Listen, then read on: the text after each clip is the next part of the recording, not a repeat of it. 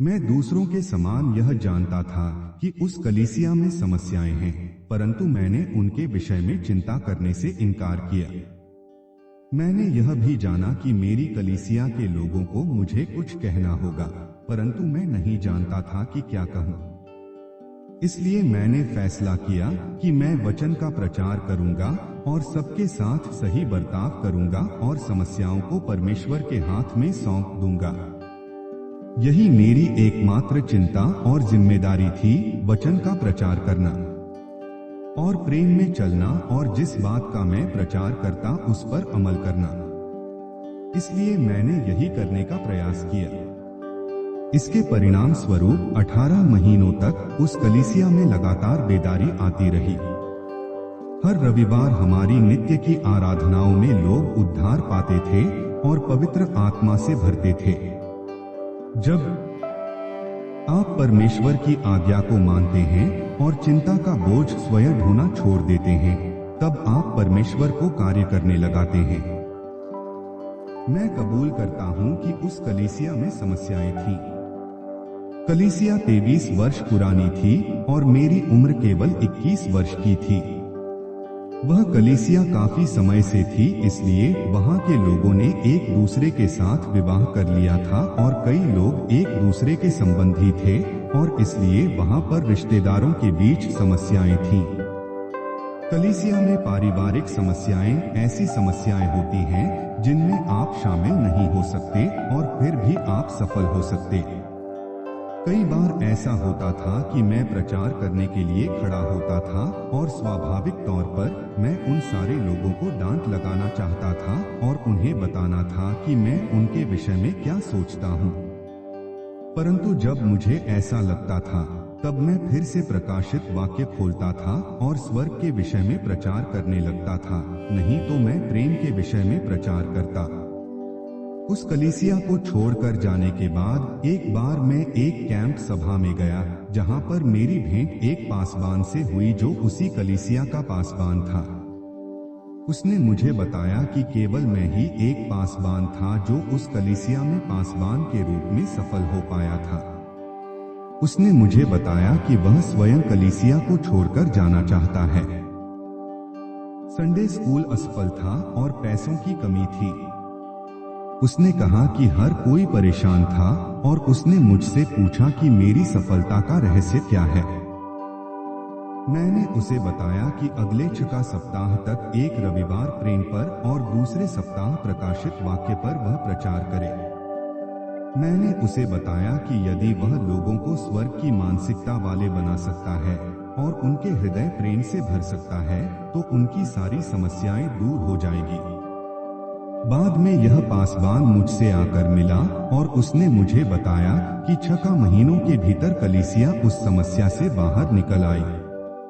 Sunday school की संख्या पहले से अधिक बढ़ गई। जिनके साथ समस्या थी, उनके आचरण में बदलाव आ गया। वह कुछ समय तक वहां पर पासवान के रूप में रहा और जब वह उस स्थान को छोड़कर गया, तब उन्होंने उसे विनती की कि वह वापस आ जाए। समय के साथ वह इतनी अच्छी कलीसिया बन गई कि 40 प्रचारकों ने उस कलीसिया के पासवान पद के लिए अपने आवेदन भेजे। प्रभु ने यह फर्क किया था। उस कलीसिया की सफलता का श्रेय इस बात को था कि पासवान ने अपनी चिंताओं को बोझ प्रभु पर डाल दिया था और वह परमेश्वर के वचन का प्रचार करने के लिए विश्वासयोग्य था। ऐसे बर्ताव करना मानो हमने हमारा उत्तर पा लिया है।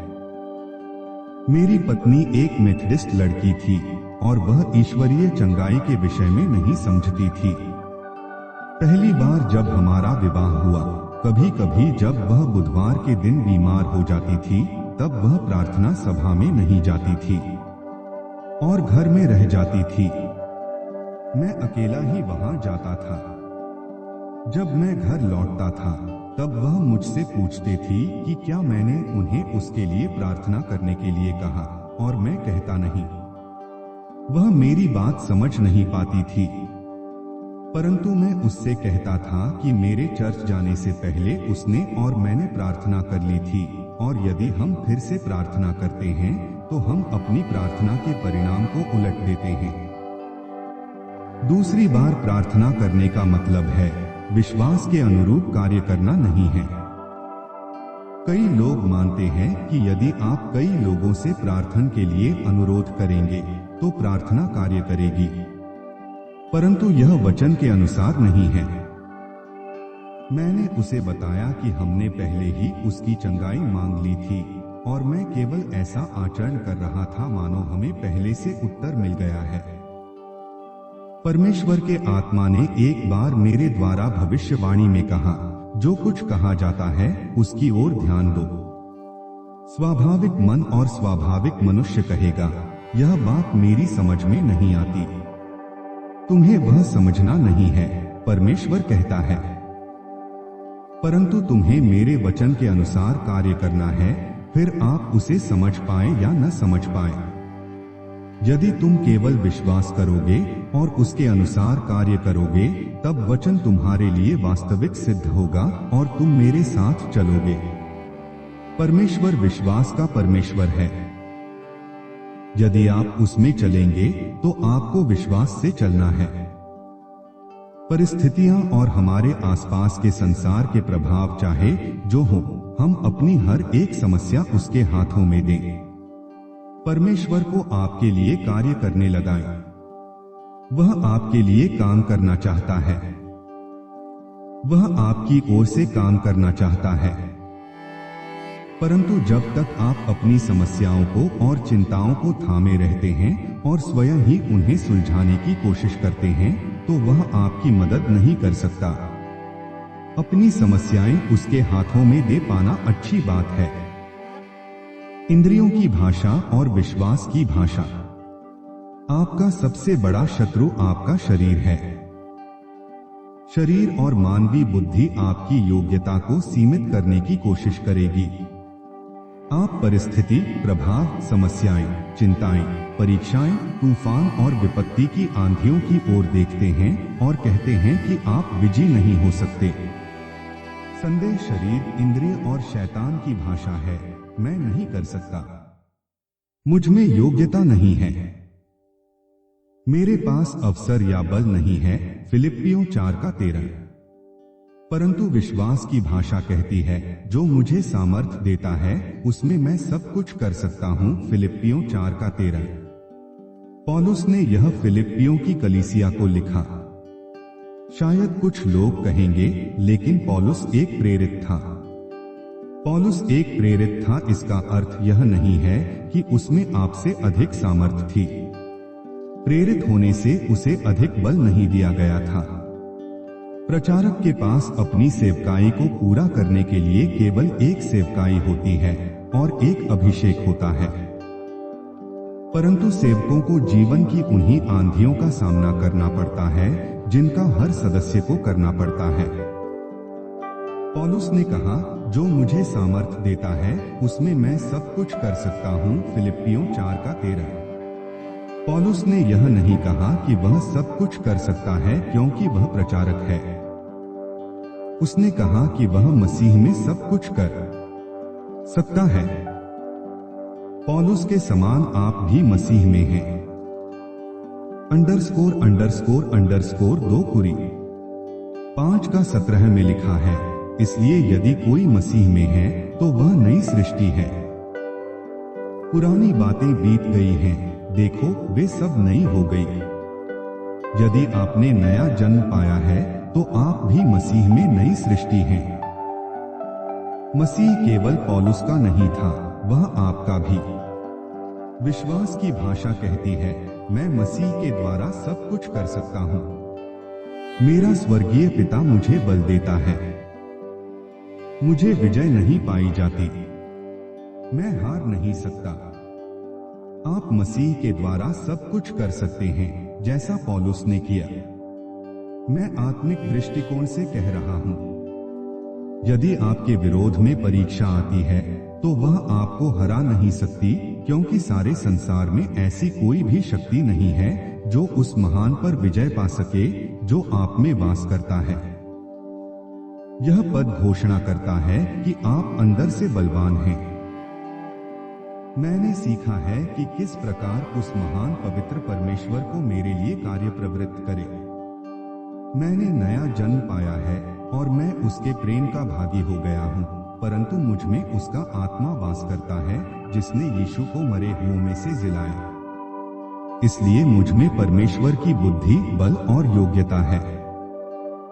मैं सीख रहा हूँ कि किस तरह उस समझ को मेरी बुद्धि पर नियंत्रण करने दूं। मैं उस महान पवित्र आत्मा को अनुमति देता हूँ कि वह मेरी बुद्धि का संचालन करे और मेरे होठों के द्वारा बोले। मैं परमेश्वर के विचारों को सोचने का साहस करता हूँ। मैं मेरे विश्वास के सभी शत्रुओं को यह कहने का साहस करता हूँ, परमेश्वर मेरी योग्यता है। भजन 23 का 4-5 चाहे मैं घोर अंधकार से भी हुई तराई में होकर चलूं, तो भी हानि से न डरूंगा, क्योंकि तू मेरे साथ रहता है। तेरे सोंटे और तेरी लाठी से मुझे शांति मिलती है। 5 तू मेरे सताने वालों के सामने मेरे लिए मेज बिछाता है। तूने मेरे सिर पर तेल मला है, मेरा कटोरा उमंड रहा है। भजन 27 का 1 यहोवा परमेश्वर मेरी ज्योति और मेरी उद्धार है, मैं किससे डरूं। यहोवा मेरे जीवन का दृढ़ गढ़ ठहरा है, मैं किसका भय खाऊं। 1 यूहन्ना 4 का 4 जो तुम में है वह उससे जो संसार में है बड़ा है। भजन 23 मेरे लिए है। आपको प्रतिदिन यह अंगीकार करना है, परमेश्वर मेरे शत्रुओं के सामने मेरे लिए मेज बिछाता है। परमेश्वर का धन्यवाद हो कि प्रभु मेरी योग्यता है।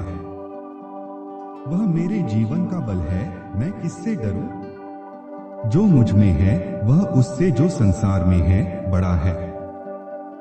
मसीह में परमेश्वर ने मुझे मेरे शत्रुओं से बड़ा बनाया है। परमेश्वर ने कमजोरी, भय और अयोग्यता के गर्दन पर मेरे पांव रखने की शक्ति मुझे दी है। मैं यह घोषणा करता हूं कि जो कोई मसीह में विश्वास करता है वह लज्जित नहीं होगा। रोमियो 10 का 11। मैं लज्जित नहीं हो सकता।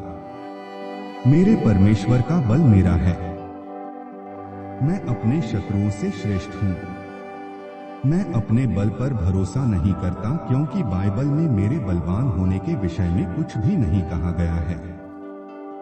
पौलुस ने इफिसुस की कलीसिया को लिखा है, निदान प्रभु में और उसकी शक्ति के प्रभाव में बलवंत बनो। इफिसियों 6 का 10। परमेश्वर आपका बल है और आपकी योग्यता है। इस विषय में कई लोगों की गलत धारणा है। वे जीवन में आगे बढ़ने की कोशिश में संघर्ष कर रहे हैं। खुद को परमेश्वर की प्रतिज्ञाओं में लपेट देना। उदाहरण के लिए एक गीत में कहा गया है, यदि मैं उसमें प्रवेश कर सकता तो। यह गीत स्वर्ग का उल्लेख करता है। कुछ लोग चर्च में गवाही देने के लिए खड़े होते हैं, परंतु अंत में सबसे विनती करते हैं कि उनके लिए प्रार्थना करें। वे चाहते हैं कि लोग उनके लिए यह प्रार्थना करें कि वे अंत तक बने रहे। परमेश्वर नहीं चाहता कि आप जैसे तैसे स्वर्ग में पहुंचे। वह चाहता है कि उसकी प्रतिज्ञाओं में लिपटे हुए आप स्वतंत्र रहें और उसे आपकी मदद करने दें। वह आपकी योग्यता और आपका बल बनना चाहता है। इसलिए खुद को परमेश्वर की प्रतिज्ञाओं में लिपट लें। 1933 में कैलिफोर्निया के सैन डिएगो में नौसेना का एक दल यूएस एकरॉन नाम के एक एयरशिप को किनारे पर उतारने की कोशिश कर रहे थे। एयरशिप को सरकार ने तैयार किया था। जब वे लोग उसे जमीन पर उतारने की कोशिश कर रहे थे, तब अचानक वह हवा में उछल पड़ी। 3 लोग लटक गए और एयरशिप के साथ हवा में टांग दिए गए। 3 में से 2 गिरकर मर गए। परंतु जैसे जैसे एयरशिप हवा में ऊपर उठता गया, एक ही व्यक्ति था जिसने किसी हिस्से को पकड़कर रखा था। वह आसमान में एक बिंदु के समान दिखाई दे रहा था। नीचे लोग चीख रहे थे, क्योंकि वे जानते थे कि वह किसी भी समय गिरकर मर जाएगा। परंतु वह 2 घंटे तक लगातार पकड़कर लटकता रहा। बाद में उन्हें एयरशिप को नीचे खींचने में और उस व्यक्ति को बचाने में सफलता मिली। उस व्यक्ति को अस्पताल ले जाने के लिए एम्बुलेंस रुकी हुई थी, परंतु उसने कहा कि वह ठीक है। लोगों ने उससे पूछा कि वह इतनी देर तक कैसे लटका रहा जबकि दूसरे 2 गिरकर मर गए। उसने उनसे कहा कि उसने खुद को रस्सी से लपेट लिया था, जिससे उसे पकड़कर रहना नहीं पड़ा, बल्कि रस्सी ने उसे पकड़कर रखा। वह तो मजे से झूल रहा था, दृश्य का मजा ले रहा था, जबकि नीचे लोग चीख रहे थे और सोच रहे थे कि वह किसी भी पल गिरकर मर जाएगा। अधिकतर मसीही लोग उन 2 लोगों के समान होते हैं जो गिर पड़े। वे तब तक पकड़कर रखने की कोशिश करते हैं जब तक कि थक न जाए। कुछ लोग गिर जाते हैं जबकि जरूरत है कि वे खुद को परमेश्वर की प्रतिज्ञाओं में लिपट लें और स्वतंत्रता के साथ झूलते रहें। उन्हें तो दृश्य का आनंद उठाना है, जबकि वे परमेश्वर के वचन को काम में लगाते हैं। जब मैं एक जवान बैप्टिस्ट लड़का था, तब मैंने एक व्यक्ति के विषय में सुना जो अपने पीठ पर बोझ लेकर रेलवे के रास्ते से चला जा रहा था। उसे एक सेक्शन गैंग मिला। ये लोग रेलवे मार्ग सुधार रहे थे। उसे लगा कि ये लोग उससे कहेंगे कि रेलवे के रास्ते से हट जाओ, इसलिए उसने उन्हें अपना रेलवे टिकट दिखाया। परंतु फोरमन से उसे बताया कि वह टिकट उसे केवल यह अधिकार देता है कि उस मार्ग पर केवल रेल में यात्रा करे। उस रास्ते पर चलना का उसे कोई अधिकार नहीं था। कई लोग इस व्यक्ति के समान हैं। वे सही रास्ते पर हैं, परंतु उन्हें पैदल चलने के बजाय सवारी करने की जरूरत है। इसके अलावा उन्हें अपना बोझ या सामान लादकर नहीं चलना है। बाइबल कहती है, अपनी सारी चिंता उसी पर डाल दो, क्योंकि उसको तुम्हारा ध्यान है। 1 पतरस 5:7। इस जीवन की चिंताएं वह बोझ होना जिसे ढोने की आपको आवश्यकता नहीं है। परमेश्वर का बल मेरा है, परमेश्वर की योग्यता मेरी है। विश्वास यह कहता है, यह उसके अनुरूप कार्य है। यह परमेश्वर के वचन पर चलना है। यदि आप परमेश्वर के वचन के अनुसार अंगीकार करने लगेंगे, तो परमेश्वर का वचन आपके लिए कार्य करेगा।